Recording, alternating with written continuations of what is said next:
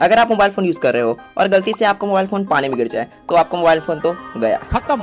But हो सकता है आप अपने मोबाइल फ़ोन को बचा लें, बट आपके स्पीकर्स में पानी जरूर चल जाएगा, जिससे आपके स्पीकर्स की साउंड क्वालिटी ऑटोमेटिकली डाउन हो जाएगी। तो मैं आपको एक ऐसी ट्रिक के बारे में बताने वाला हूँ जो आपके मोबाइल फ़ोन की साउंड की क्वालिटी ऑटोमेटिकली इंप्रूव कर देगा। तो चलिए इस ट्रिक को यूज़ करते हैं। सबसे पहले आपको इसके लिए जाना होगा अपने क्रोम ब्राउज़र में। क्रोम ब्राउज़र में जाने के बाद आपको वहाँ पर टाइप करना होगा फिक्स माई स्पीकर।